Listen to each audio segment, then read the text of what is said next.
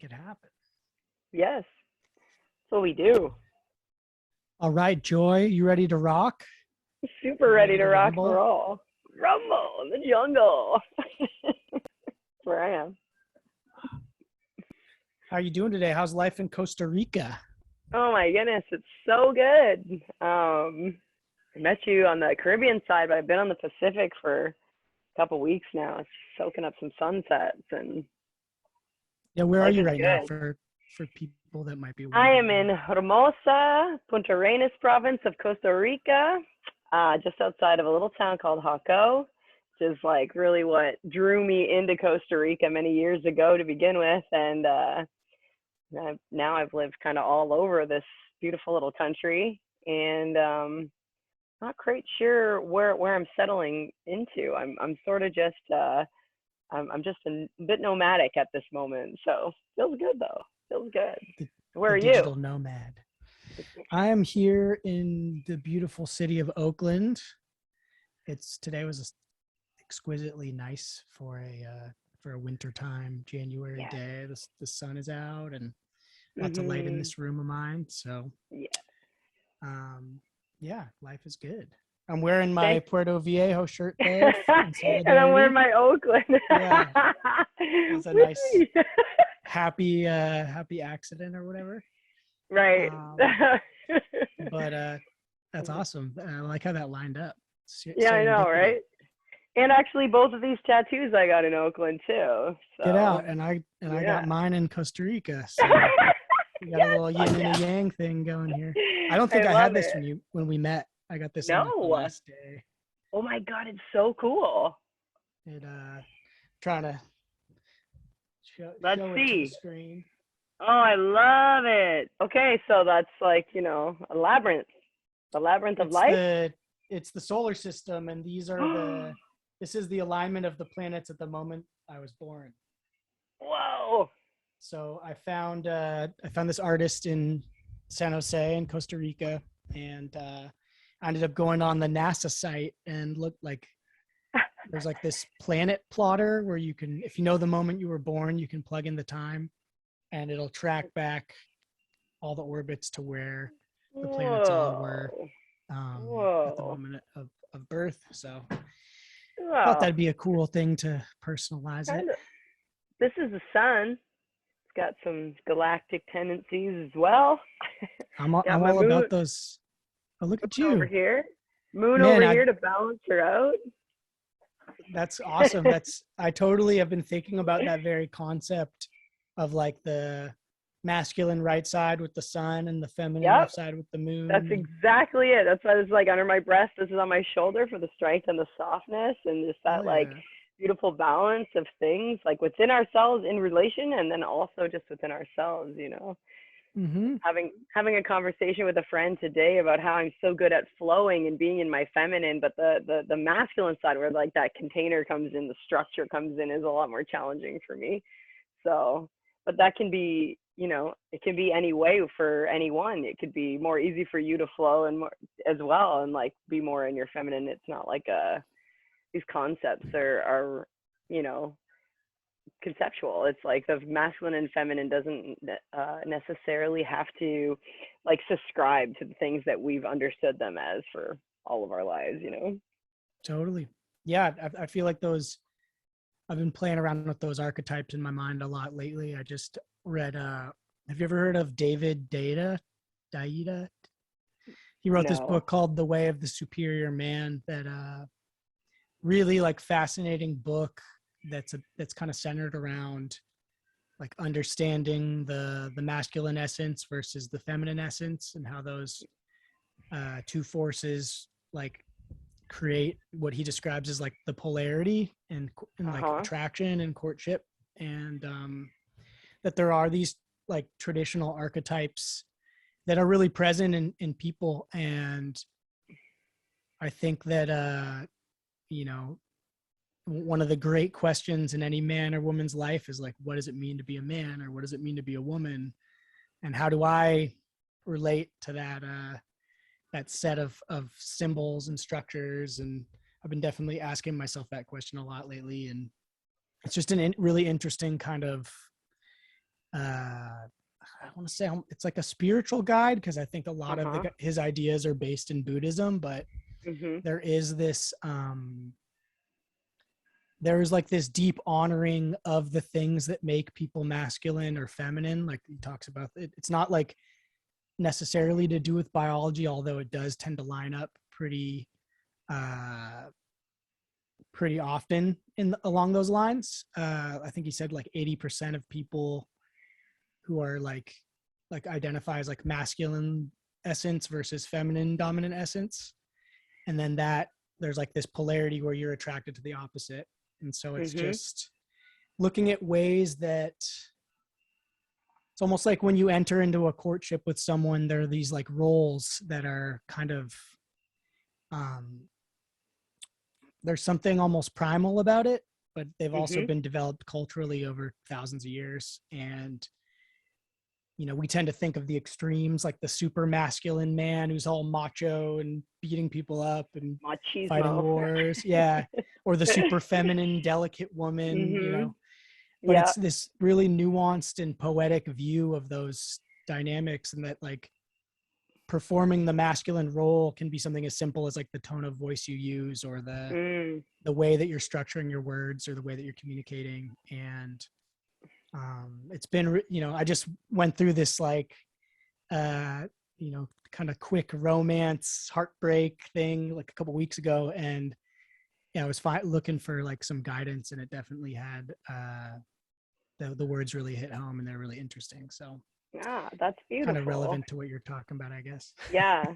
Yeah, and the interesting thing too is that it's not always like so concrete within the individual. It can be in flux, and like you're saying, like 80%, this book says, 80% of people, are sort of in their stereotypical archetype, but that leaves 20% of people to kind of fluctuate. And I Mhm. think that's something that is important for the feminine to understand, and like women or those who identify as like that we're in such a patriarchal society that it really is pushing women into like a masculine role in this like hustle culture, boss babe, all this stuff. I'm Yeah. super pro that. I want all the women to make all the money, but like pay attention to if that's putting you in your masculine, or if when you come home to your partner, you're in that masculine role and you're not allowing him to be in that, in a stereotypical, in a heterosexual relationship. But like, Yeah. if you want like a masculine container held for you in your feminine, then you have to be in your feminine, Right. and likewise vice versa. And I've Hmm. seen some women who are super in their masculine, attract males that are more in their feminine, but they, want a more like dominant man. It's like, well, you have to step back and like kind of let that go, at Right. least when you come home, maybe that's Yeah, who and you got also to be at work, but right, and I think also just to really honor the feminine as well. I think like you just communicated, in this culture, I do see a lot of my female friends feeling this societal pressure to take on a more masculine role when they're thinking about things like their career or the life hmm they're trying to build.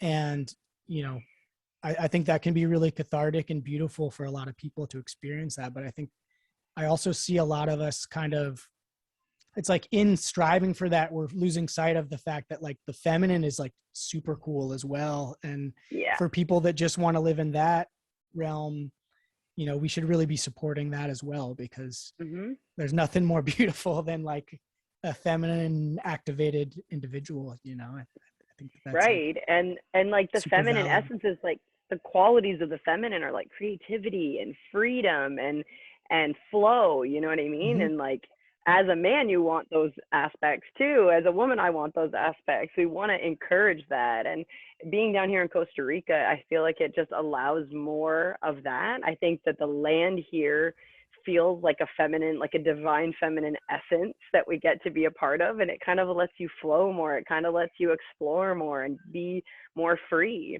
And men and women can both take so much from that freedom. And I think when we tap into the earth and when we can tap into Pachamama more, that those essences come through in a more beautiful way. Like we've been inundated with the masculine, with the structure, with all of that for all of our lives. So maybe it's bringing the feminine back into balance that can really help us rehabilitate the world and rehabilitate ourselves at this juncture in time, this wild time that we're Hell navigating, yeah. right? Like, what is all this? Totally. No, I think that's spot on. When I was, when I met you, when I was traveling down there, I was definitely feeling, I mean, you go to a place like Costa Rica and the whole land, like it feels like the whole land is embracing you. Everything's right in that little Goldilocks zone, and there's fruit Yeah. everywhere, and there's mist in your face, and you're just Yeah. breathing in this fresh air, and the food's so delicious. And Uh, I definitely felt, the womb metaphor really applied to my experience, and as well, which I think it kind of naturally, being in that environment brought out some of my masculine aspects. Like I was wanting to go out and like climb the mountain, or like build the yes. wall, or Yes. build the structure, No, not walls. Yeah, right. I know No, that's become, sometimes we need walls. build the stone wall to keep the sheep in, Okay, yeah. just these kind of primal like instincts of like chop wood and carry water. That's kind of what I Oh, like to that's describe it as. It's like medicine. that like Mhm. kind of masculine urge to like use your hands and your body to build something, to create something. Mhm. And it's funny because even when I use the word like build or create, there's so many obvious like feminine connotations with that. So I think that Mhm. that is kind of like where the bridge or the juncture enters of the creative kind of feminine flow world that you described, and this kind of like masculine directional linear kind of intention as well. And we're all trying to find our own balance of how those forces intermingle and Totally. contribute to themselves. And I think that's a great segue into one of the reasons I wanted to ask you on today, which was to talk about the Velvet Arsenal,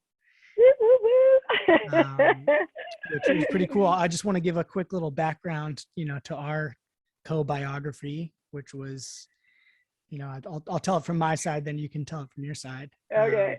But I think I was like maybe 2 weeks, 2.5 weeks into my Costa Rica voyage. I had done a 2-week yoga retreat in Arenal, and then I made friends with this super badass German woman named Lisa, who was like 6 months pregnant and Oh traveling yeah. solo. I was like, who is this woman? She's like super fierce and Amazing. just on her path. And so we just became friends, and we decided to, she had a rental car. So she invited me to join her just to voyage to the Caribbean side, which I wasn't even planning on doing. I was going to stay on the Pacific side. And, when I travel, I like to just say yes to adventure, and The decided to flow. make that turn. Yeah, exactly. And so we ended up in Puerto Viejo. We found this beautiful spot in Cahuita, which is just north of there, or yeah, just north of there. Mhm. And I'm not a vegan. I love meat, but like traveling with a vegan, you're gonna eat vegan because Yes.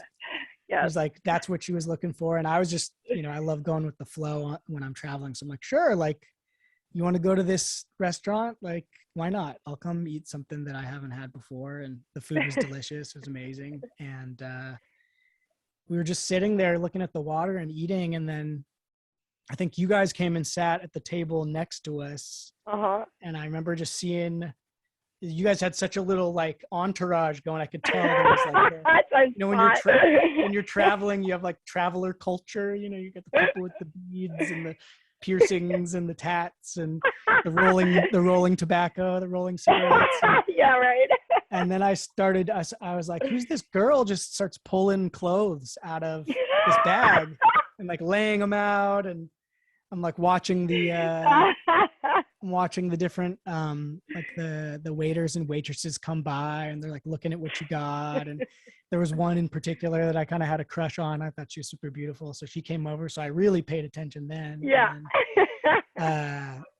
But then we just started talking, and kind of you told me a little bit about your store and what you're doing, but I love the energy you were conveying, and the openness to connect. And yeah, so I was like, So here we go. We connected. We exchanged Here we are. information. And Here we I don't know are. what your experience was like on the other side, if you want to share it. Or So I love talking to people. It's like something my dad would do all this when I was a kid, and I'd be so embarrassed. He'd just like talk to random people. Now I am my father, like talking to everybody everywhere I go.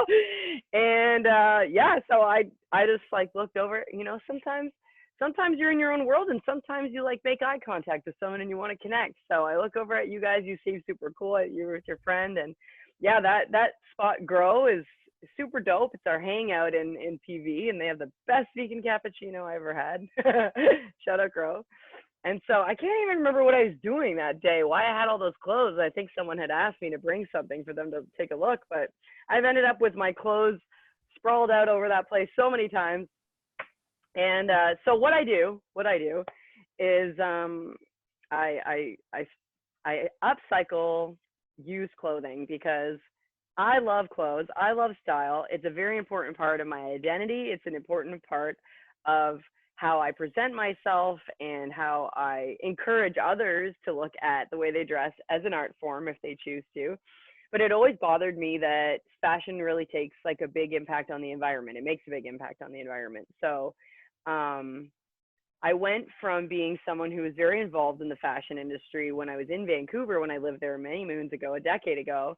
And then I just kind of put it on the back burner, even though it was something that I cared deeply about. I didn't have any desire, shall we say, to like get involved in the fashion industry on the terms that, you know, that how it is, as status quo. Yeah, the status quo. And then about 3 years ago, I was working at a brewery on the Pacific side of Costa Rica in Jaco, close to where I am now. And the owner of that brewery said, "Do you want to run a workshop?" And I said, "Of course, yes, of course I want to run a workshop." And then I went home and I thought, the hell am I going to run a workshop on? Okay, I got to think of something real quick. And then I thought about it, and I'm like, man, all I do is cut my clothes up. I just can't stand it when anyone has the same clothes as me. I've been using bleach and scissors and all this kind of stuff for a while. I'll run a workshop and teach people how to like upcycle the things they already have, turn them into something cool so they can repurpose their own clothes. So I went to this city, San Jose. I went to what they call ropa americanas here, which just means American clothes, literally, because when they get things from the thrift store are all coming from the north. I found things in San Jose, these thrift stores from my hometown of Windsor, Ontario. I found things from North Dakota. I found things from all over the states in America. And you'll just go into I'm like guessing a from pile. Oakland. Is that radio shirt? From Oakland, yeah. Yep. And hell yeah. Actually, I was so sad when they got sold to Vegas, but I know I still think of it as an Oakland thing, but I know they're in Las Vegas now. I had this since they were in Vegas. I went. They'll be back. They went to LA and came back. Right. They always come crawling back. Okay, I like that. I believe. I fully believe it. I support you, Oakland. I love you. I've done some things in Oakland that I can't talk about here. Yeah, or can we? I don't know. I mean, there's no limit. rating system here. Yeah, you can say whatever you want. Working in some labs doing extractions of certain types of oils and there you go. Well, yeah, you know, oils are largely legal here for the most part. Okay, that's great. That's great. Yeah. Oh my God, I could talk about so many things in regards to California, but I won't stay on topic here. So yeah. Anyway, I came up with like 15 pieces of clothing, just cutting them in different ways so I could show people like examples of what to do. And it turned into my first pop-up. My friends were like, "Why don't you do this? Like this could be a thing." And so I did. And that was about 3 years ago now, maybe 3.5 years ago. And I've sort of been ups and downs with the Velvet Arsenal as a creative project, going into like, this is my business, coming back into this is just my art. I don't want it to be my business. And, you know, kind of putting it on the back burner when I went back to Canada, and then getting sidelined on my idea of bartending my way to my savings goals, and then coming back to Costa Rica. And then I couldn't bartend anymore because of the pandemic. And then the Velvet Arsenal came back, and here we are. I'm here in Costa Rica. I just did a couple pop-ups over the holiday season, and I'm sort of in the place now where I feel like I want to change it up again. I've just sort of like dismantled my online store, and I want to start to create pieces that are more like real art based, and instead of making like 30 t-shirts, make like 6 and make them like super, super dope, you know? Hmm. That's kind of where I'm at now. But Trying what to make some NFT shirts. yeah, okay, how do we do this? I don't know, my friends have said Velvet Arsenal needs to make NFTs. And I'm like, what? How do you make clothing into NFTs?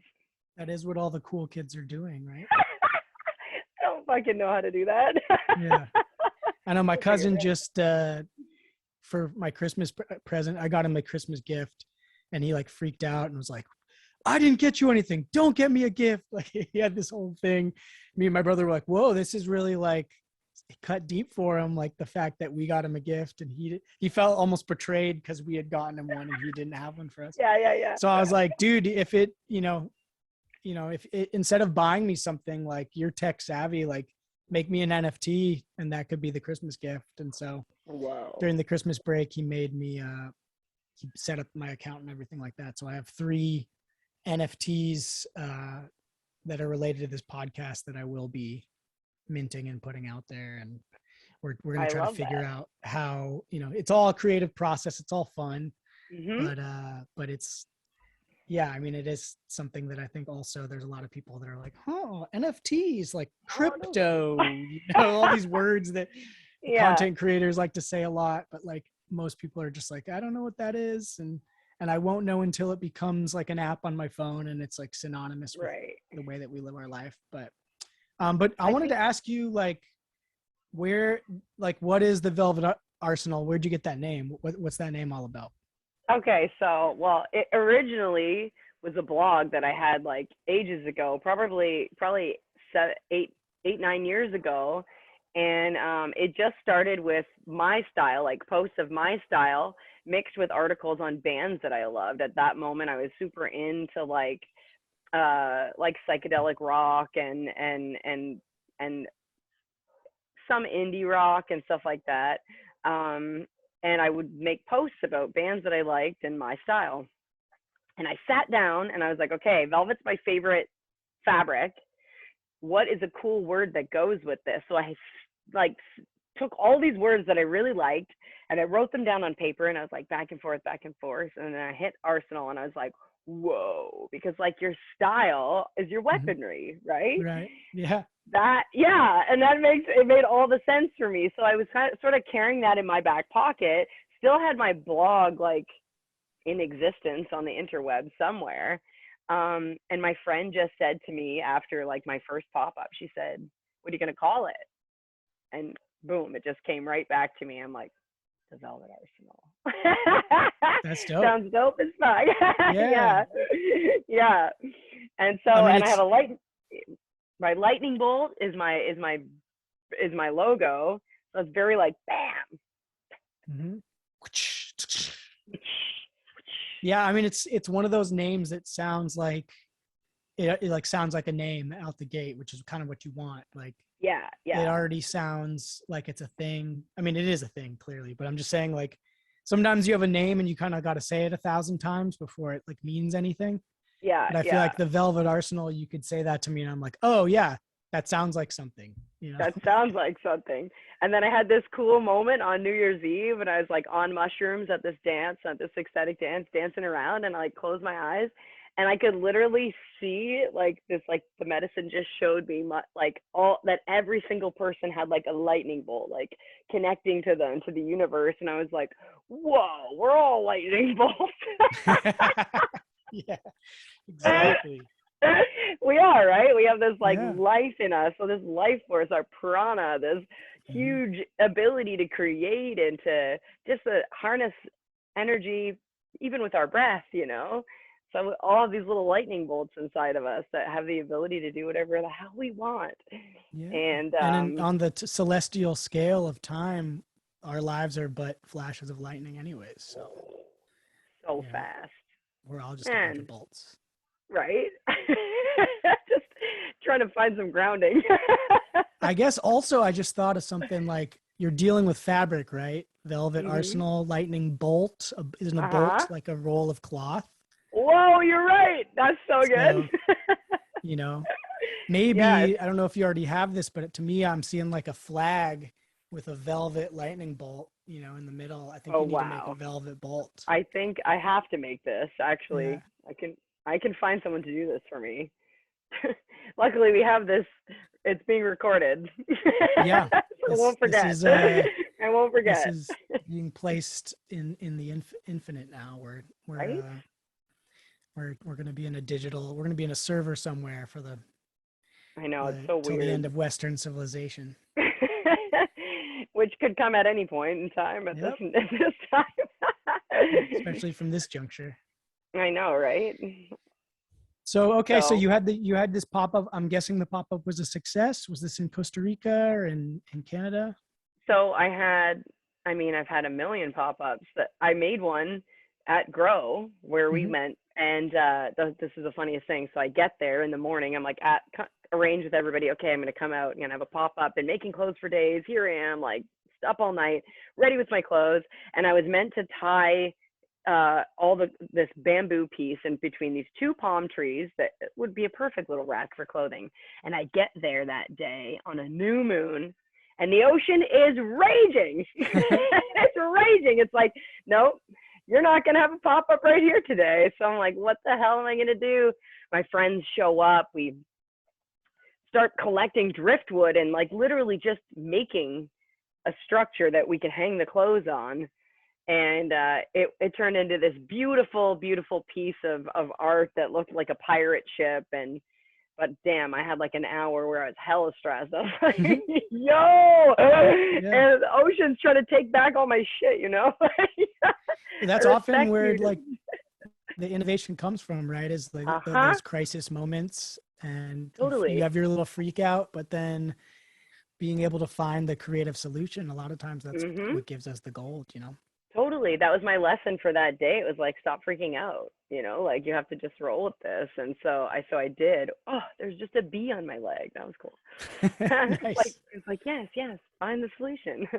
And then so after that, I came to Hot Go. I had a pop up here, very established market at the old brewery that I worked with. And then I went up to Nosada, and I had a really cool pop up at a festival.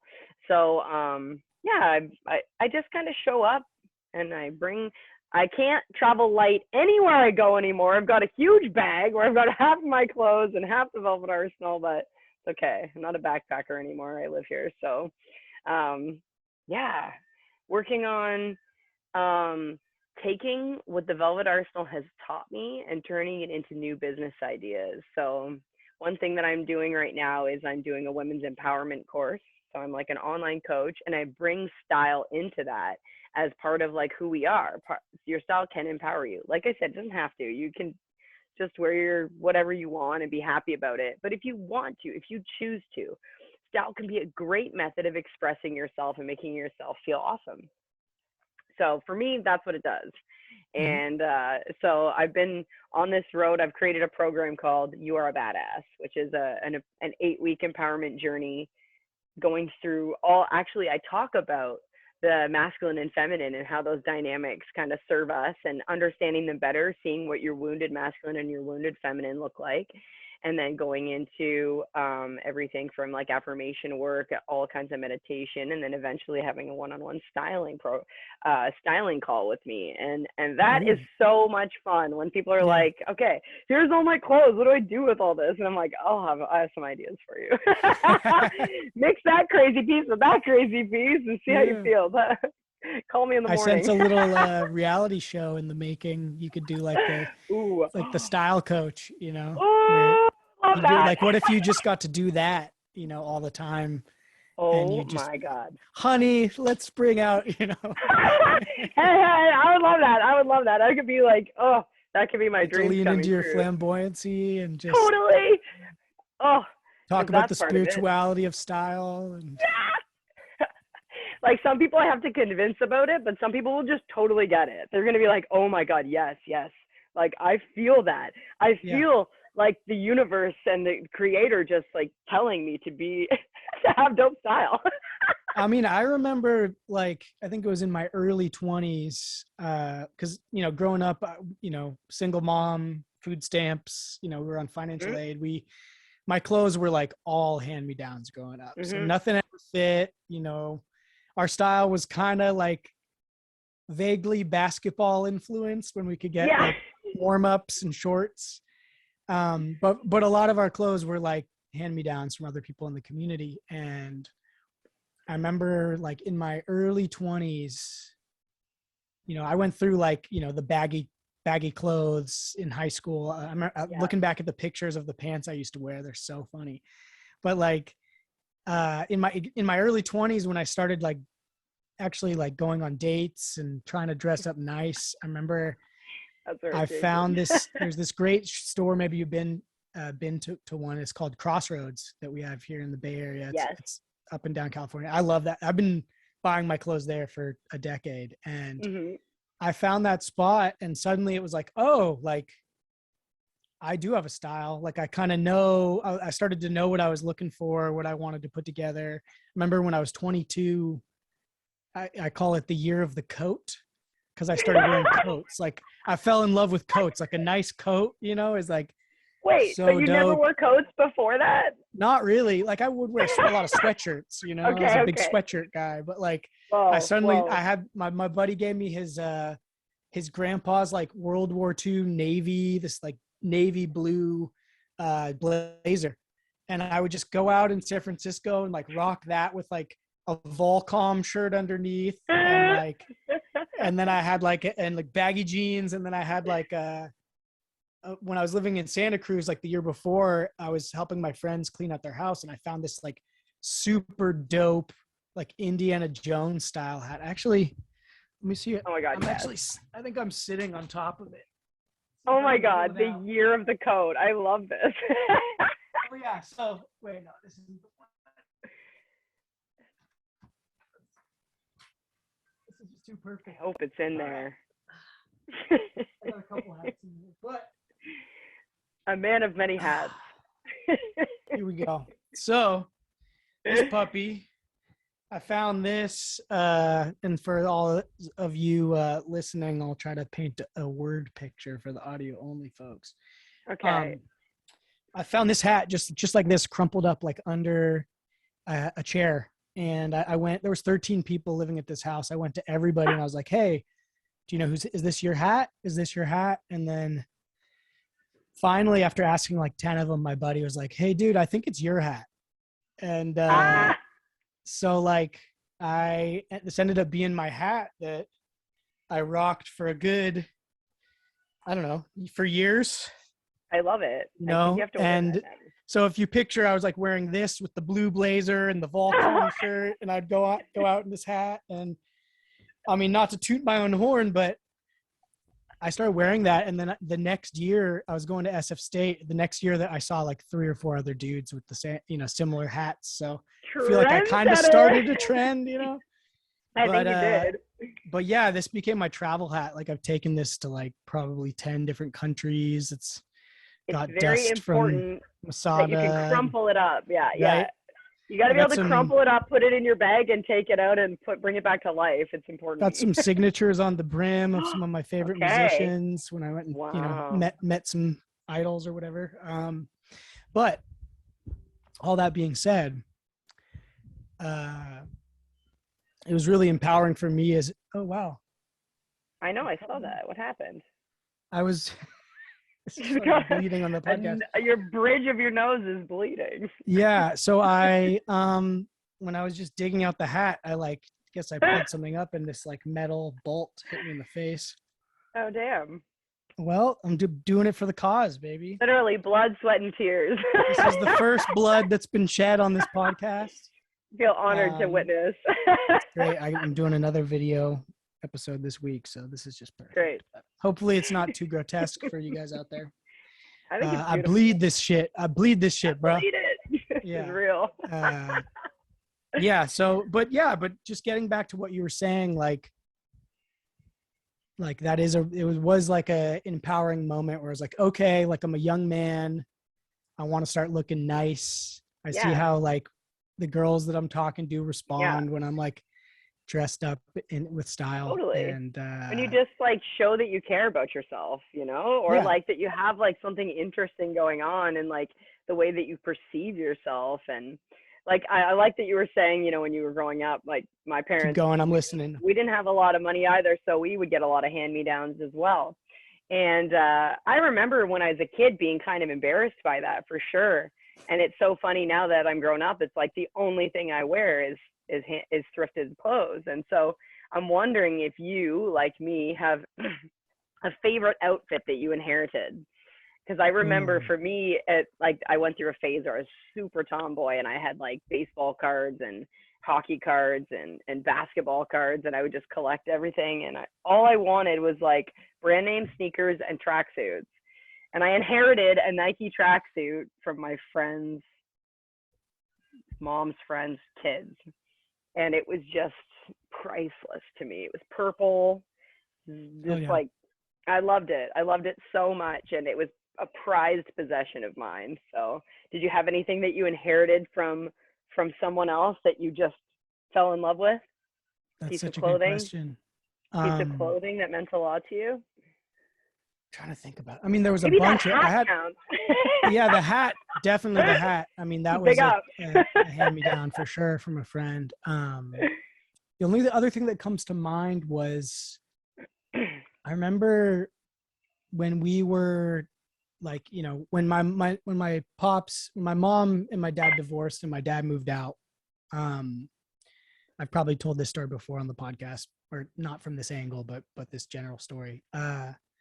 You know, my mom was like in her 30s and late 30s, and you know, it was an abusive relationship, and she really felt like she like had lost out on the freedom of being a 20 something because she was 18 when she got together with my dad.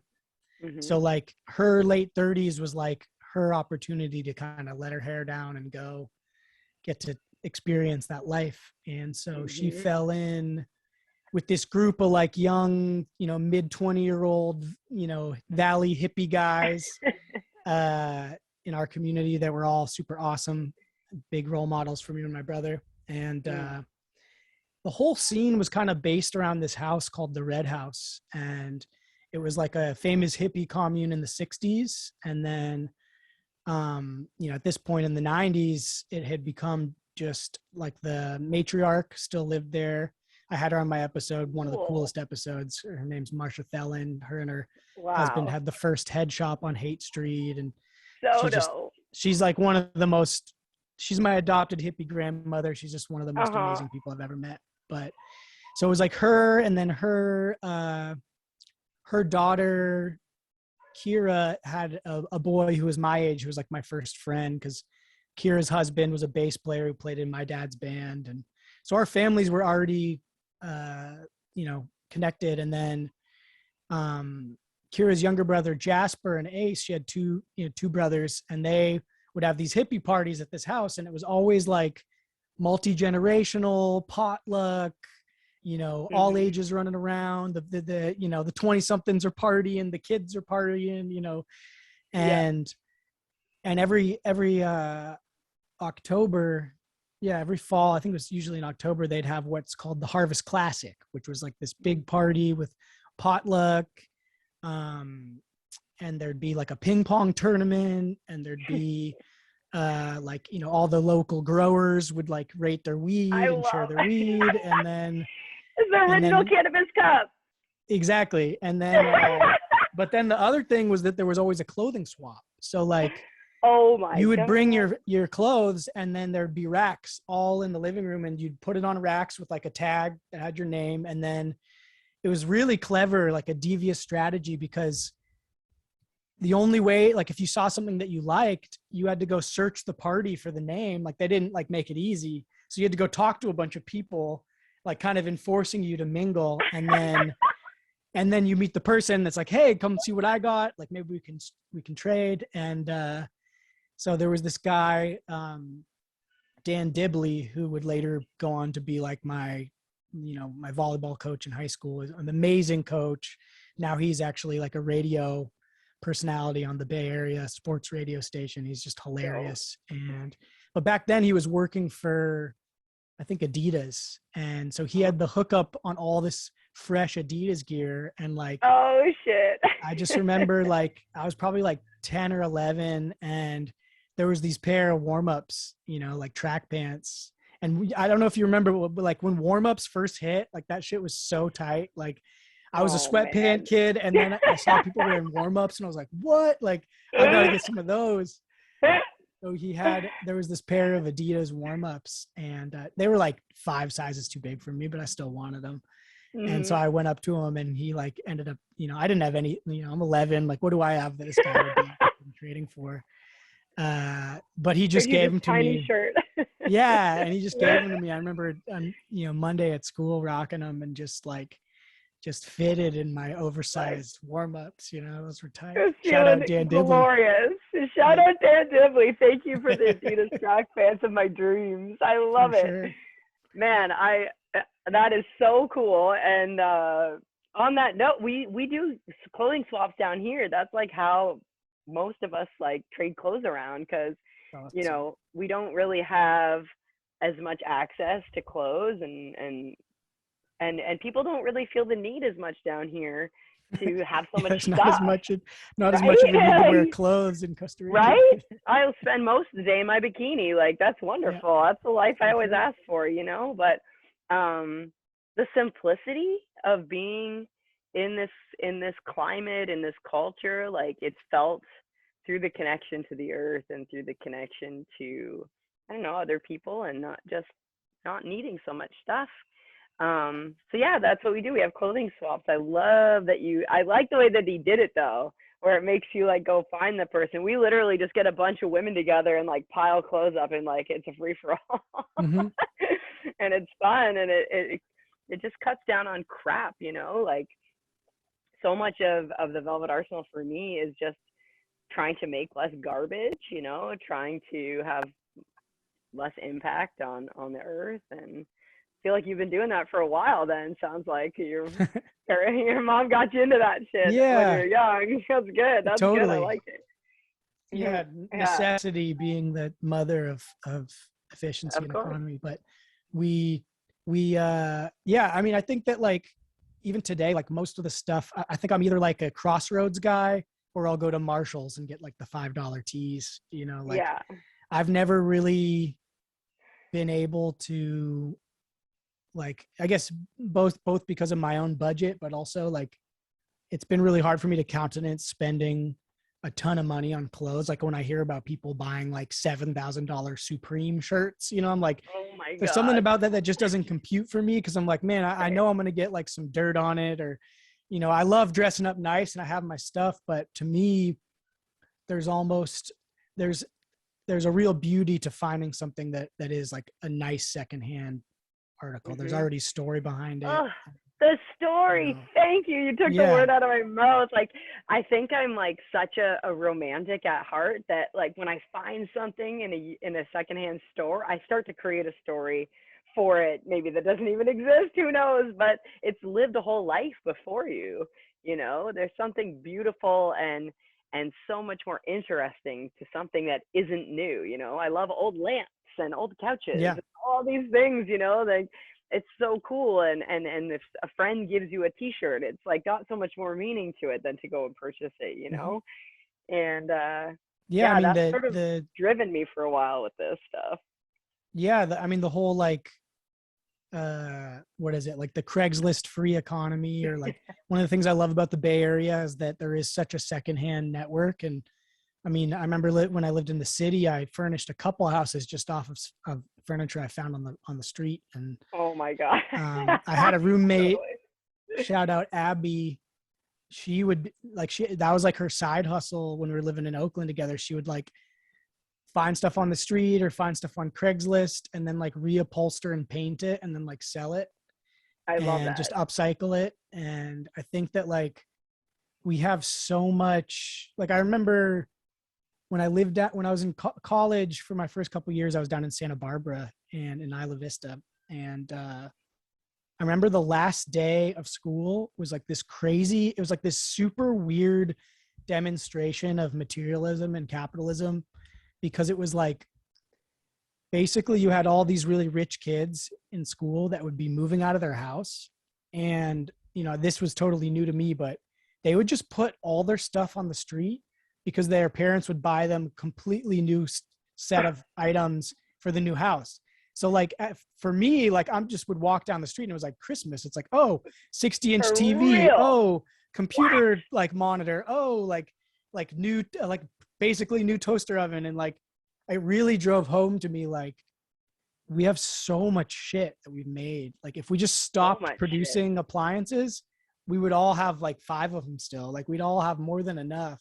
So I love, I tend to try to go first to like Facebook Marketplace or Craigslist or like, anytime I'm thinking about getting something, trying to find one that has a story. So like, I love haggling. So I think the haggle is a lost art in our society. Well, did you know that in Puerto Viejo, where we met, there's actually a trade market, and that's the point of it. They're trying to bring back the art of negotiation. That's So awesome. the idea is that everybody brings things. Maybe I have herbs that I've dried, and I can bring them there, and I can trade you for some jewelry that you've made or something like that. And the idea is that it's sort of like been this thing that was so normal, and in many cultures is still very normal to negotiate, but we've kind of lost touch with that over our sort of instant gratification sort of a way we purchase things. So I think that's a really cool thing that's happening in Puerto Yeah, I mean, Viejo. I think it's like it's a really, this is just me playing like armchair historian, but I feel like in the like in olden times there was almost this inherent incentive to develop your ability to socialize with others. Like if you could develop your own charisma or your own just agreeableness, you're going to get a better rate when you go to market. And that's like built into every facet of life. And the way that we've been moving economically and societally, like we're moving in the opposite direction, especially after these last couple of years where it's just increasing pressure and incentives for people to be isolated, to be, one-click transactions, taking the personality out of it. I think a lot of people's critiques of capitalism, and justly so, are levied against, this kind of primal sense of wrongness with the way that we're doing business. And I think that a lot of that is this kind of new corporate culture that is like maximization for maximization's sake, the gross greed, but that some of these like older kind of traditional capitalist arrangements can be really beneficial, and they can be really beautiful. They can be really human in, something like when you're trying to, maybe the seller's got a certain price and I've got a certain price, and we have to have this negotiation process where we both get to walk away feeling like we had a successful arrangement. We both won. Yeah. And then there's a sense of cooperation there that that I think is what made the system so attractive in the first place. Right. For I definitely think in capitalism is freedom. You know what I mean? That for sure that there's that aspect to it. I went through a phase when I was younger of reading tons of like nihilistic and communist literature and kind of getting into this like idea of equality in that way, but you start to see what actually happens when human beings get a hold of these theories, and that's not what plays out in reality. So I really believe that like our freedom is really tied to entrepreneurial spirit, freedom, like the classic American dream. It's not working for somebody. It's like the ability to start your own thing and to have the freedom that, I mean, obviously being an entrepreneur is a hell of a lot of work, but really you are at the end of the day creating what you want to create instead of, just working for someone. So I think especially in the last couple of years, I've really seen I've had a shift in my own self in being like, okay, capitalism is good. It's just being abused. And we don't need it to make so much garbage. Like coming back to my brand, that's like exactly what has disturbed me so much. I totally used to be that kind of shopper that would go to the mall and buy 10 new pieces of cheap clothing. It's like, that's so wasteful. That's so abusive. If we can kind of get past all of those kind of habits, just clicking and buying things on Amazon, super easy. It's too easy almost, what can we do to be a little bit more conscious about our consumption? That's a question I beg to ask in all of our purchases. Can we be a little bit more conscious where we're spending our money? At the end Yeah. of the day, our money is our real vote, you know, like I don't even know if democracy is real anymore. I'm I, so jaded. Like I'm so oh jaded yeah. at this I mean, point, you know, you could like argue that, yeah. Has it I ever don't been? know. You know? I don't know. I don't trust it, to be honest. But what Uh-huh. I know is that where I spend my money makes a difference. And that, like, if I buy something from my friend's soap company instead of going to buy a soap at the drugstore, that means something.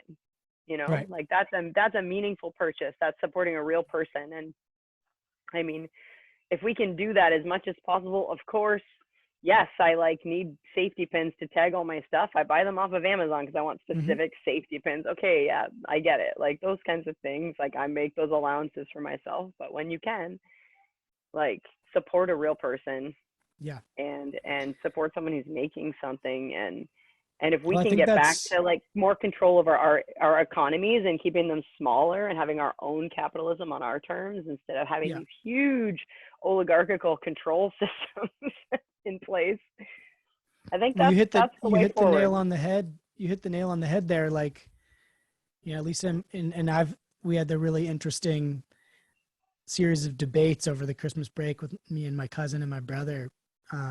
But yeah, that's kind of where comes down to it for me, is this argument of like centralized authority versus like a more Mm, localized, dispersed system. You know, at the risk of sounding, yeah.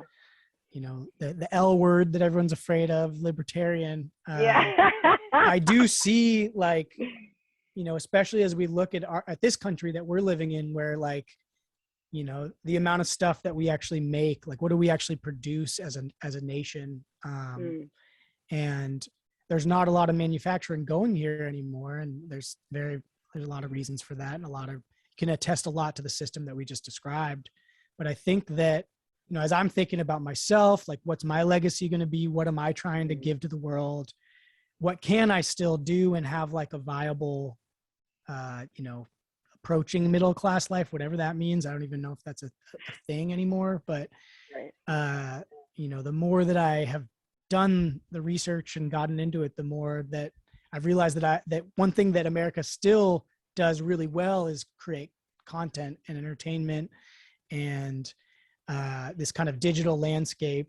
And of course, like any system, there's a lot of, you know, when you democratize something as we have with the content world, there's a lot of mediocrity. It's a big wide open door. There's a lot of stuff out there that is, Mm, you know, tabloid or junk food or, you know, mm, processed media. And so, you know, one of the intentions I've set recently that it, you know, that is, you know, hopefully every aspect of the Hobart media empire that I'm trying to build, I want to be like the hole in the wall, you know, organic natural food store of content, so that, you right. know, when people are listening, it's not like the binge listen, give up your life, unhealthy habits. Like I do think that this stuff is fucking awesome. I do think that Hmm. like the fact that we're all able to connect in this digital space, it isn't inherently bad, but Mm, it is out of balance. And hmm.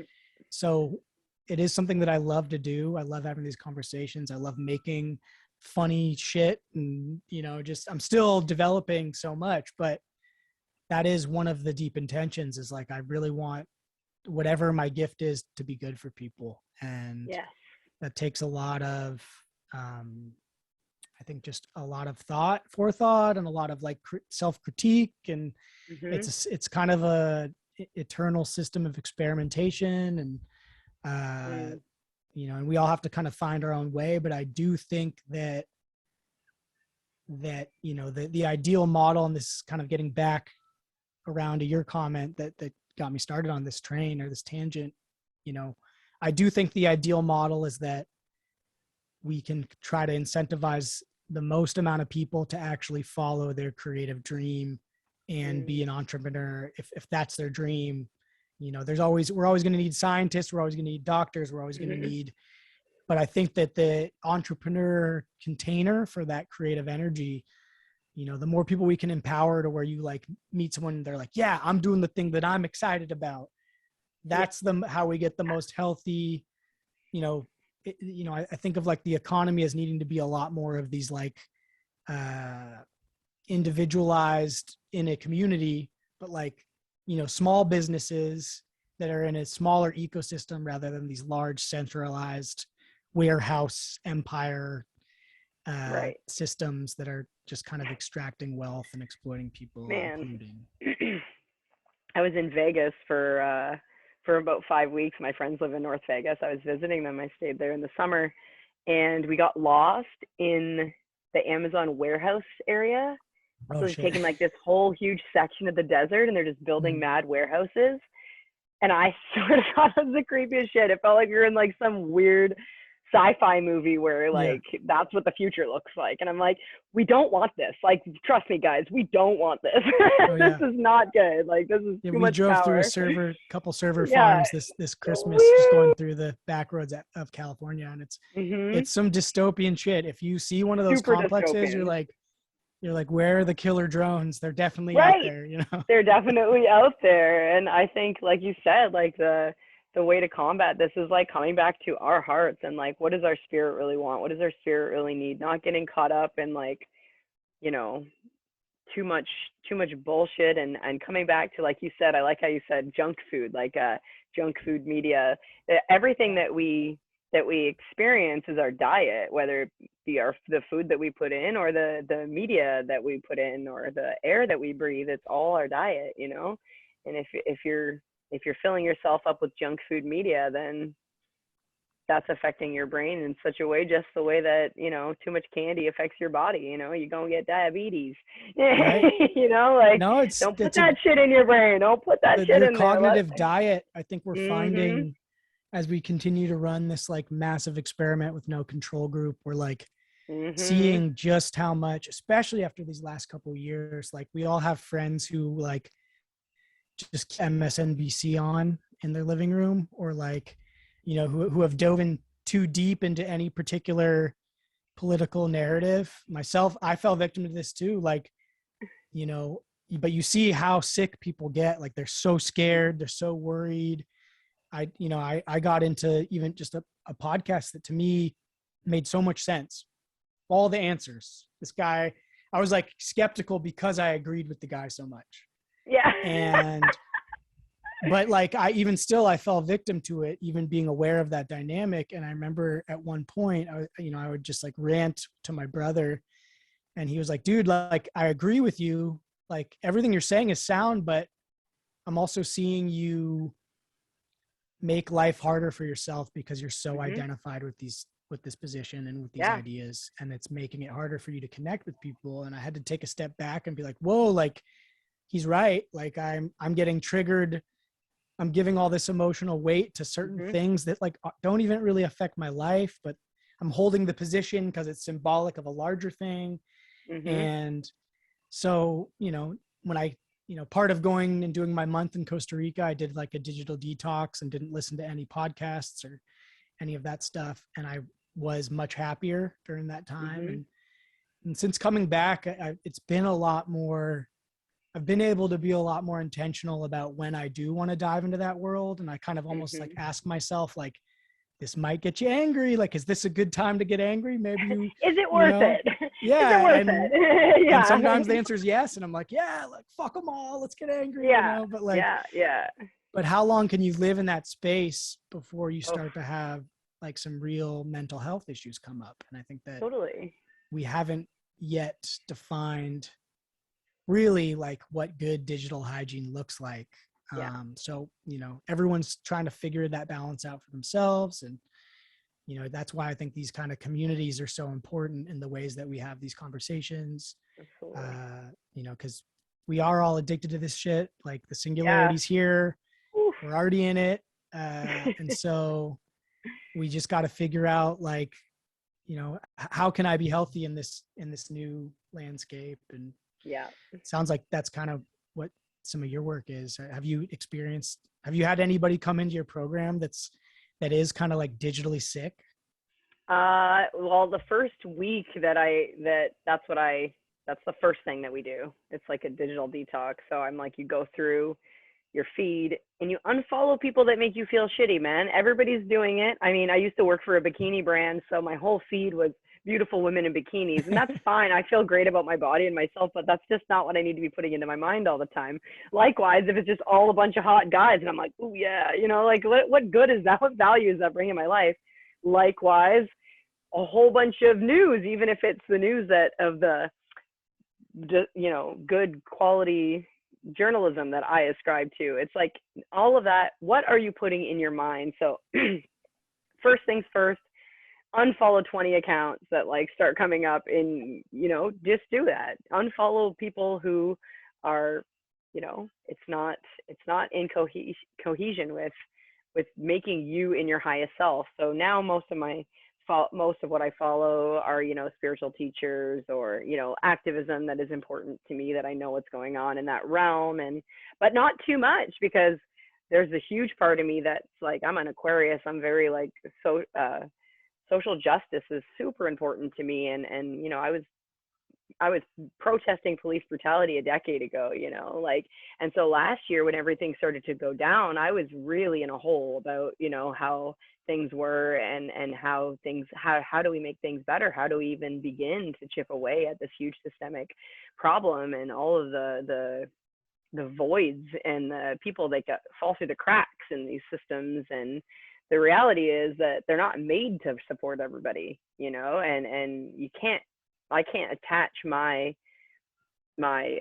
feelings of goodness in the world to how these things all are. We just have to be able to support each other. Like you said, we create communities that we want to be a part of, you know, like, and going back to like touch on something that you were saying before, I think that like a beautiful way to fix like policing problems and stuff is to have community policing. You know, if you're not from that community, you don't get to police it. You care about, if you're in a community that you care about, that's a beautiful way to make sure that you're not abusing the people that are a part of that, you know, and that can go on, that can tap into so many different realms, you know. So yes, go on a detox of Instagram, put things out of your feed that are not supporting where you want to be, you know, and allow space in your life where that's just not a part. Put your fucking phone down at dinner, yo. Don't even bring it. I saw these kids, this was cool, when I was still serving a few years ago. They were young too. They were like in their 20s, and they put all their phones in the middle of the table, and the first person who picked up their phone had to pay the bill. Nice. I love that. I'm like, Yeah, yes, guys, awesome. like, this is cool. That's like, be present, you know. I feel like that's so much of where I'm trying to get in myself. And I'm on Instagram way more than I should be. I run 2 online businesses, so it's like a lot, but it's so always kind of coming back to mitigating, like, woo, what space am I at with this usage here? But being present with the people that you love, being present in nature, being present just on a walk or with your dog or whatever it means to you to be present, like coming back to that, just be present with yourself and with your breathing a couple times a day, you know, check in. That's how we start to like heal our mind, at least, you know. It's the beginning, stepping off point. For sure. That's beautiful. Mm-hmm. Yeah. I think that I like the idea of looking at, like you said this and it stuck out to me, like not just looking at the things that you think are healthy or unhealthy when you're like doing your detox, but even just look at like the things that are just compelling. Like, oh, I've listened to like 5 hours of this guy's voice for in like the last week or two. Like, not saying that's bad, but just being aware of like, hey, I dove pretty deep into this. Like, it got deep. What is that? How is that? You know, that variable affecting my mental landscape? And maybe it's super positive, but it's also just good to be aware of it so that you can, you know, have intention when you're bringing it in. And one of the things that I like to do is like, you know, I've been ever since I got back from Costa Rica, I've been like waking up and then immediately doing the hour of yoga, like out of bed, like, you know, and I don't turn my phone on. You know, I have my playlist saved offline, so I don't have to like, because I put it in airplane mode when I go to bed every night. So always important. So I don't turn it on. I do an hour of yoga, then I go turn on the sauna, and then like I actually do this thing where I'll turn the phone on, then I go to turn on the sauna. So it's got like time to like load everything. All the notifications can happen while I'm out of the room. I love And that. then I can come back, you know, because that little ping can be like a little like nick in the heart or a little jolt of anxiety or dopamine, or it's like you're giving yourself this hit of whatever neurotransmitter the little tone makes. And I like to like give myself a little more gentle of like a connecting. And then I come back and then I have like 10, 20 minutes to like look through that stuff before I go do my sauna. And just that kind of gentleness, you know, I know some people that still wake up to the like, and I'm like, how do you start your day that way? That seems like a terrible way to start your day. Dude, I am like a grumpy morning person. So I have done, like, traditionally speaking, I like to think I'm not grumpy anymore. I'm just slow to wake up. So I have this set up for myself too. Like I'm always on airplane mode, but somehow notifications seem to still come through even in airplane mode. I don't know. But it doesn't always turn off the Wi-Fi. You got to be careful. Okay. Noted. But I meditate in the morning. I roll out of bed and I meditate right away. And just for the same reason, the gentleness, like you said, I love how you put that. Like it needs to be a gentle way to like bring yourself. There's this very special space between sleep and awake. And when you just wake up, it's there, you're in it. And you have the choice to like be with that or to go right into this. Like, is that what you want? Is that how you want your life to be set up? You know, it's so important to be with yourself in these moments. And they say also while you're falling asleep. So the healthiest way is to have like an hour when you wake up and an hour before you go to bed without touching the phone. And yeah, so my morning routine is important to me now too, like so important. And then I start to think, am I super attached to my morning routine? Like, is this a crutch too? Like, it just goes deep, right? Like, well, I mean, so aware. We all got to have our vices, you know. Totally. If your vice is morning meditation, I'll take that. I'll take. Yeah. From my days but good to. I think it is really nice, like when we talk about being aware or like you know having those intentions. You know, I think the tendency is for us to think like in the negative sense, like, oh my God, I have this attachment to meditation in the morning. But I think also by looking at that, it kind of rewires what attachment means. Like, cause you're like, oh, I have a positive attachment here. So it doesn't necessarily have to be a bad thing. So like when I do notice one that I want to change, it doesn't immediately have to go to a negative place. You know, like so many of us who are caught up in cycles of addiction, the hardest thing is not beating ourselves up. And it's really hard to change if you have so much like emotional darkness around it. You know, it's like that attachment is connected to the like, you know, to the dark, you know, the darkness inside. Like I definitely, I'll share on here. I'm like a pretty habitual Kratom user. I don't know if you've ever experimented with that stuff, but I love it with my coffee. I have it almost every day. I've, you know, started talking about it like an addiction because it is, you know, I take breaks, you know, but it is this like euphoric thing that I love how it feels. What is it? It's this leaf from Southeast Asia that's like been used traditionally for thousands of years. It's in the coffee family and it binds to the opioid receptors. So it has an effect that's similar to opioids, but it's allegedly not like it's not like physically addicting in a sense. I do feel withdrawals when I take breaks, but it's like I can also just take a break and I'm fine. That being said, like I enjoy it and it's like you know, it does give us a feeling of euphoria. So but I have been talking about it as this addiction and like trying to be aware of like what sort of tags emotionally I put on that. And this morning I was sitting and thinking about it. I was like, what would it look like? You know, I'm aware that I'm doing it a lot and I've like started to take a look at like what the cost is of that. But I know I'm going to do it today. I'm going into this narrative of it being like a shameful act, starting to beat myself up. So like, what if I can just like honor this plant and like try to, you know, I know I'm going to do it. So like that question's been answered. So like, let's make it a joyful thing, and I can, so today I took a second, I Yes. looked at it, I like did a little Like, prayer. hi. Yeah, I was like, Yes. thank you, you're Yes. about to give me this good Intention. feeling. Yes.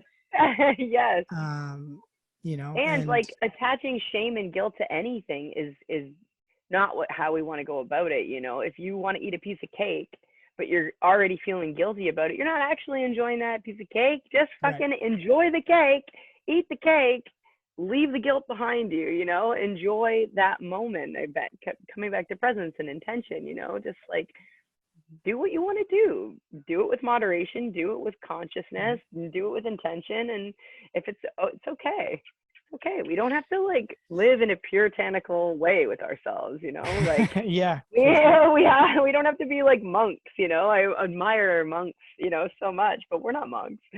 I've always been a fan of like the fat Buddha, like that's the path that I always liked. He looks happier. That's the one with good luck. Yeah, totally. Like, smiling all the time. Like I remember when I was in Costa Rica, and I was staying at the retreat center in RNL, like the head of it is this guy, Nico, who I have also had on the podcast. And I show up and I had talked to him on the phone. It's, I'm picturing this like super fit, 50-year-old dude with a ripped 6-pack, bald, like, one of those like yogi dudes, ascetic. Right. And I get there and he's like, chunky dude who smokes cigarettes all the time. Yeah, I love it. Kind of like, and I'm like, oh, you're my kind of spiritual guy, like, right? Because he was like a being of pure love and like was so kind and so just supportive and open, and we did a lot of good healing together. And part of it was like, oh, you're not like putting on airs, like this is you. Right. I can see where your shadow begins because you're not trying to hide it from me. You're not like pretending you're super healthy and then sneaking a cigarette out back. You're like sitting out front and you got your gut hanging out and you're, but he like knew who he was and he loved himself. And that is such a powerful thing to meet in someone. I love that. And like, what's more important? Why can't we not just be authentic? Like when it comes to these behaviors that we're trying to hide, that like, again, it's going to like shame narrative, and that's not fun for anybody. And everybody has vices. Everybody has things that we're more or less proud of. Ooh, you see that blue sky? We're rotating. And rotating, light switch.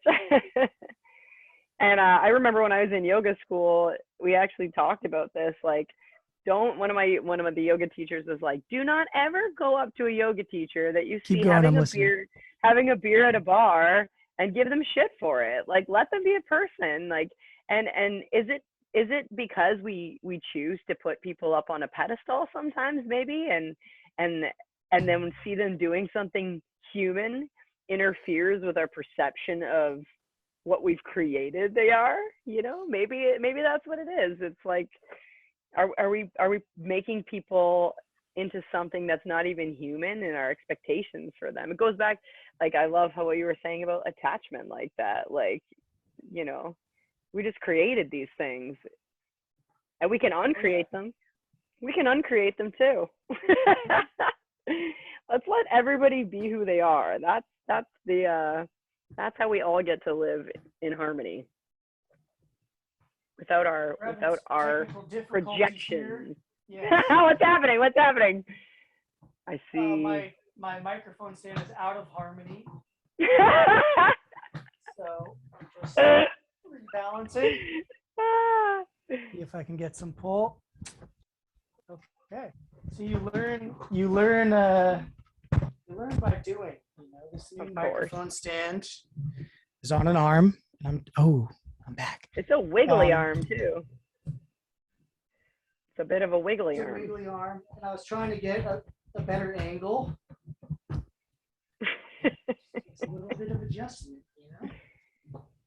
Get the fulcrum lined up. The fulcrum. Thank you for that usage of fulcrum. Much respect. Mm-hmm. Yeah, I feel you. I think it's a very puritanical need to have our spiritual figures be, have like the semblance of being like fully enlightened or a perfect human or perfect. Yeah. And like, yeah, I mean, at least for me, and maybe it's like coming from like a history of trauma. One of the Mm-hmm. things that I've learned is that like I feel a lot safer around other people that have gone, like, that are aware of their trauma and have gone through Mm-hmm. their pain. Like when you can see that someone's like working through it, uh it makes me feel safer, you know. So when I Mm-hmm. see a spiritual leader and it's like, oh, you're not perfect, now I can show you my warts and my scars, you know. Yeah. Yeah. It makes everybody more comfortable, right? And I remember like at the beginning of 2021 when I was actually approached by another woman who asked me to be a coach with her. I thought like, I can't do this. Like, I'm not ready for that yet. I need to be like this person. I need to be like this wise old woman, you know, XYZ. And then I prayed about it and I sat with myself, and the message that I received was that I will be that woman one day. And when I'm there, I'll be in a much different place to help people in a different way. But as I am now, I'm still in a place to help people, even exactly as I am, no matter, you know, with all my flaws and all my scars and all my inabilities and my disorganizations and all of these things that I perceive as flaws to someone else, they perceive that as just being me, as being the authentic version of myself. I can still provide wisdom. I've still learned lessons. I still have something to teach, as we all do. We all have medicine to share, you know, and tapping into that aspect has just helped me to feel like freedom and feel like I could step into this role as a teacher.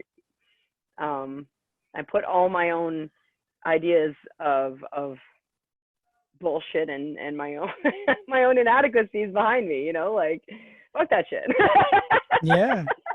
We all No, have it. We all have that shit. no, we all have that shit. What was the process like for you to become a coach? Like how did that situation evolve?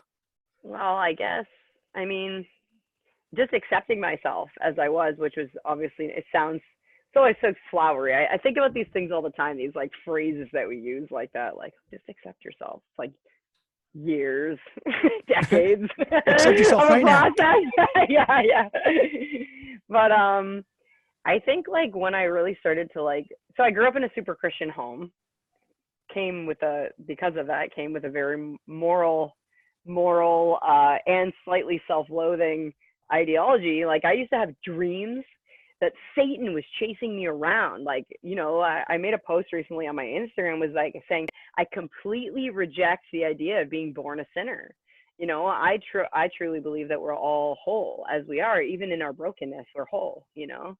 Um, so accepting that within myself has been a process of many years, and starting to tap back into my own Indigenous heritage. On my dad's side, he's Métis, and that's like French and Native mix in Canada. And I actually went to Standing Rock a few years ago, and I don't know what it was that drove me there. It was my little protester inside of me being like, I'm going to stand in solidarity for the water, you know? So I get there, and the first thing I see as I'm driving into this camp says, we are not protesters, we are protectors. And I swear to God, that shift, that week being there, just like everything changed inside of me. I had like a different perception sitting with elders around a fire and listening to like true wisdom and understanding true community and unity in that way. That was like my first shift. You know, people are like, oh, what was this like? What did your awakening look like, or something like that? I'm like, there's like a million steps that, you know, shift. I don't think anything's like you're climbing up the stairs. It's like you're going on this path that goes like this and goes like that, twists, turns, all these things. That was my first understanding of like my ancient self. I know that sounds kind of weird maybe, but I really think that we all have been brought to this earth with a mission, and it becomes about remembering what that mission is. So what are these little things that come into our path that like start to be like, maybe go this way, maybe go this way. And when you can start to listen to your intuition, then that little voice gets louder because you're actually listening to it, and you're brought into I don't know, more sovereignty, you know, more autonomy with yourself. So there was that. And like I said, this woman kind of reached out to me, and it turned out that she was like trying to get me to uh, sell, you know, get people into this like big programs. I don't know, like sort of like a pyramid scheme marketing thing. But, Yeah. you know, it's so much bullshit. I tried it for about 2 weeks and then I hated it. But just her reaching out to me and saying, hey, what you're doing right now is already helping people. Like you're, whatever you're doing with your following, with how you're, you know, bringing content into the world is already providing value. I was like, oh, okay, like I don't need you, I don't need you, I don't need this, I don't need Beachbody, but I can make my own shit, you know, like that is actually going to help people. So last year was a crazy year of ups and downs for me. I left Canada because I highly disagree with everything that's going on there. And it's been a progression of like moving. I was in Michigan, then I was in Vegas, I went to Salt Lake City, and then was guided to come back to Costa Rica. And I've lived all over Costa Rica since coming back here. And all of these like little mini missions have led up to me finding my bigger mission and me coming into my purpose as a woman who can help other women to empower themselves, and me finding my sovereign path, which looks like to me, you know, finding community, being able to grow my own food, which you can all over Costa Rica, and that's pretty magical. It's important. And being at peace with myself, which I think I finally am. I dealt with a lot of grief through the pandemic, through 2020. I lost a friend to suicide. I went through a terrible breakup. I went through a miscarriage. These were all things that are like super formative now for me and who I am and who I've become. And finding the tools to get me through those hardships has empowered me to be able to share those things. That's beautiful. A long-winded way of saying. Yeah, no, those, I mean, I love, especially those things you just hit upon at the end there, which, you know, are kind of like I feel like they're the tides that would make the rigid post snap, but make the reed bend, you know, like, thinking about loss and all, you know, you just kind of outline these three fundamental types of loss. And, you know, I just went through that with like, you know, I met this girl a couple weeks ago and we got really deep super fast, and it like immediately brought up so much fear and pain. And, but as a function, I guess, of a lot of the work, like even as I was watching like this thing crash and burn, you know, like I was aware of like, oh shit, like this is really hard and this is bringing up all this deep pain, but it's bringing up all this deep pain. Like one way of looking at this would be, this is such a bad thing that happened to me. I like got my heart broken. This is hard. This sucks. But like, I decided, I started looking at it like I'm at the gym right now. Like what a beautiful opportunity with this person who is really sweet and kind. And like, I have this opportunity to actually work on some of these things that, you know, even having such a big, like I cried more in a week than I think I have in like 10 years, you know, just because I had this intense experience with this person. And it, like, that's beautiful. Like that, you know, that whole experience really, to me, felt like something that I get to carry around, you know, in my mind, because I actually was able to be exactly who I wanted to be throughout the process. I still fucked up. I still said stupid shit and broke the traditional conventions of how you're supposed to like be in the courtship ceremony. But I also had so much self-love and joy throughout it that, like, you know, when I look back on it, like I don't have a negative connotation with the experience. It was really positive, and I really like left it feeling even more stoked about who I am and the way that what I bring to the table, what I have to contribute, the gifts that I have to give. And so, like, you know, I'm thinking about like your things. I watched your face as you said those, you know, those three types of loss, and you weren't like scrunched up in pain as you're saying it. You seemed to open up even more. And I think that's, you know, it made me think of like, you know, getting a tattoo. You sit through like a couple hours of like this acute pain, and you also are left with this beautiful piece of art that changes your skin and changes your Exactly. body. And pain reminds us that we're alive, right?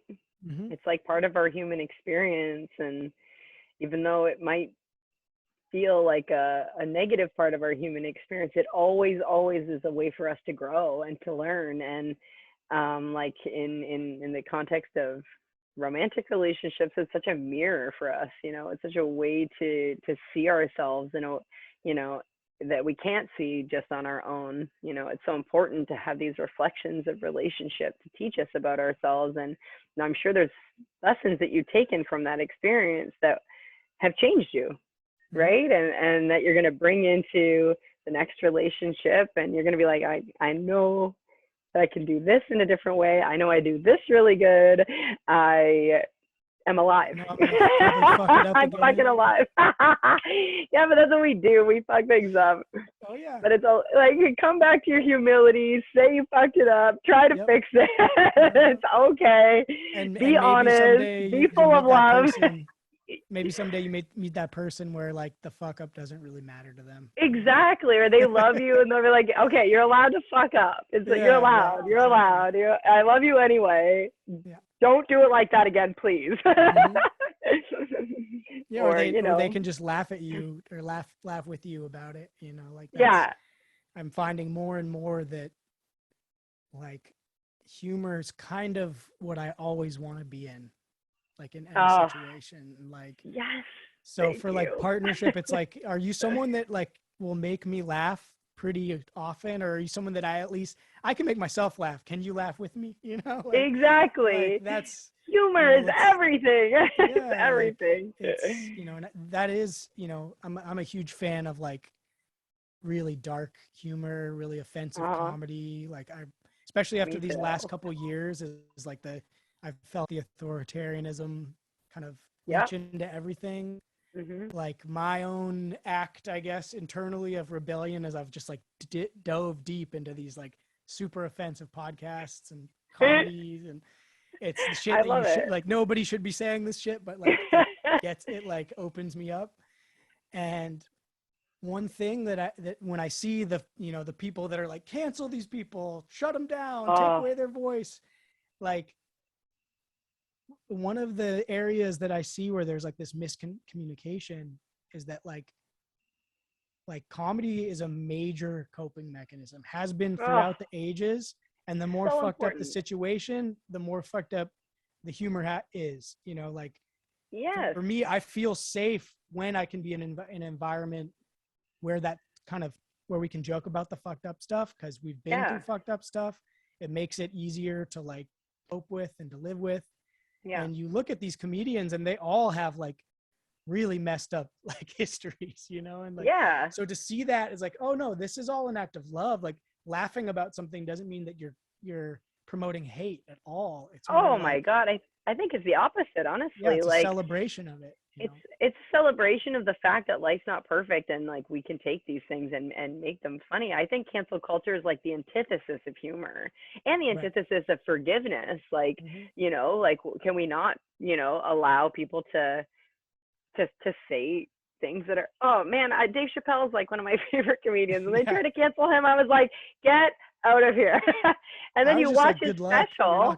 I know, right? It's not going to happen. And you watch that special, and I think it's crafted with so much love and so much good intention. And, he pokes fun at himself as being like a homophobe, obviously, because that's what people want to call him. And it's just like I don't know, it's a statement into an oversensitive culture that we've kind of come into right now. And I don't think it's helping anybody. It's making people too serious. Like laughter is the best medicine. I got a big ass laugh. I got a big goose honk laugh. Well, we like to think that we're not no longer attached to our puritanical roots in this country. But I think if you've been paying attention for the last couple of years, like we're Puritan as fuck here. We've changed the names of our God and the names of our, but people are still like, no dancing. I know. We haven't gotten much farther. Totally. And there's something to laugh out about that. Like I even given that, you know, despite my tendency to want to be like, you know, critical or sarcastic when I'm talking about these people, like, it's important to remember that everybody is doing the best that they think they can be doing, and everybody is trying to promote some semblance of love. I think that even the people that maybe are a little confused about the intentions of the characters that they're critiquing, like, they're doing what they think is the best way to try to resist whatever the empire is in their mind, you know? So it doesn't mean that we necessarily have to buy into those narratives or that we have to, you know, even agree, but I think being able to, you know, bring that compassion even in that context. I'm speaking, you know, my own actions may be different. It's harder to like actually live that out, but I do think that, like, you know, the adopting that attitude of like, hey, there's like room at the table when you're ready to come sit down. Like, there's a space for you. We're waiting with open arms to welcome you in so we can all laugh together. And until then, like, all the love, you know, I got to put up my boundaries when it's starting to affect me and hurt me. That can be really difficult. But the more that we can remain, you know, open-hearted through all this, and, you know, like, I had this thought, as in getting back to when we were talking about the, you know, kind of this small entrepreneurial culture. I think it really ties in with, you know, with that urge. I see it as a mass resistance to this capitalist, you know, late stage system of the corporatocracy. You're not going to win by burning their server farms and, you know, resisting them with violence. It's got to be like personal non-cooperation. You know, it's got to be like, you know, more and more people just abandoning the system rather than like actively tearing it down. We got to tear it down. The only thing that they can't really clamp down on is your like refusal to participate. And I love that. That looks like something different for everybody, but I do think that's where our power still lies. You can look away when the ad comes up. You can, you know, do the work to seek out the products and the individuals that you want to support. And you know, the more often that you can do that directly, and, you know, of course we can't all go live on a farm in a rural town. We still have cities, and I think all these rules look way different when you get into a city. And you know, I'm looking forward to the day that I can be a country boy again. But but we all kind of, you know, living in a city, I got to figure out what that means for me, because I'm sharing this space with a lot of people with a lot of different beliefs and values. And and man, you can feel everybody in a city, right? Like, you think about like your energy field, like our energy field, when you're in a big open space, you're just you and nature. But in a city, it's like everybody's energy is on top of each other. You know, you can feel everybody a lot. And I remember, you know, being in my hometown during 2020 and during quarantine, and I could feel like everybody's collective pain, you know, so much collective anxiety, to the point where like I didn't even realize that it wasn't my own. Like, I left Canada and I landed in the States, and I legitimately like felt like a weight was lifted off of me. I left a empty Toronto airport. There was nobody there except for just the people on my flight. Everything closed down, restaurants, cafes, everything. I land in South Carolina, and it's just like normal life. People got their masks on, but they're walking around, and I was like, whoa, like things are not normal where I was. Like, that, all that I felt wasn't mine. So being conscious when you're in a city that you're gonna feel other people a lot, and it's weird because you can feel so surrounded by people, but so alone in a city, you know? I don't really feel alone when I'm out in the country. I feel the spirits of all the creatures around me really strong, you know? Like, even if I am alone, I don't feel so much that way. In a forest, do you feel alone? Not if you can feel the trees, not if you're listening to them speak, you know? That's so real, though. I felt that immediately when I got back. It's funny, you came to the States and you felt the weight lift. Yeah. I came back from Costa Rica and felt the weight just like right back. Go back on. Like 2 days back, and I was like, damn, this is such an unhappy place. Like, everyone's so miserable here. Like, I can just feel it. Yeah, Mm-hmm. but you know, it's that's kind of the the eternal argument that me and my brother Mm-hmm. get into, because I'm like, yeah, man, it's good to pick up stakes and keep moving, and if it's such a great like reset to go set, like just move to a new place or go travel to a Mm-hmm. new place. And he's like, you're just going to bring your problems with you. You need to like stay and fix things where you are. And I think there's wisdom in both Well, yeah, yeah. sides. We got to figure out that balance for ourselves. But I Well, finally got him to agree to come on like a healing pilgrimage with me. yes. I think like this year, maybe late summer. We're aiming for maybe Guatemala. Oof, there's lots of good things happening there. Yeah. Like Aratlan. Yeah, there's lots of good things. And like you said, like you have to ask yourself, what are you doing? Are you running away from something? Are you relocating to run away, from something that's inside of yourself? If that's the case, then no matter where you go, it's just going to be nagging you and feeling like you're empty because there's something inside of yourself to be confronted. For me, I was literally running away from a system of oppression. I started looking up if I could claim refugee status in America. I don't think I'm there yet, but I don't know if this anyway, is the place you want to be doing. I know, that no, I'm in Costa Rica now. It's much better, but like it was to that point, that I felt Oh yeah. oppressed, and to those who don't feel amazing. Whoa, Everything just shifted. something. Maybe my speaker They're shutting us down. You said the wrong things. died. Maybe. We're being You're talking too much, girl. No, but yeah, Did your journey. headphones died? You can go on a pilgrimage with your brother. Yeah. So powerful. Did you say your headphones died? Yeah, they died. Okay. I don't know. Well, I guess that's maybe that's a good place. Maybe that's a good place to leave things right now. sure. Are you just thinking that now people are probably getting like an echo of my voice? Yep. Sounds weird. It may or may not be driving them up, but Yes, immediately.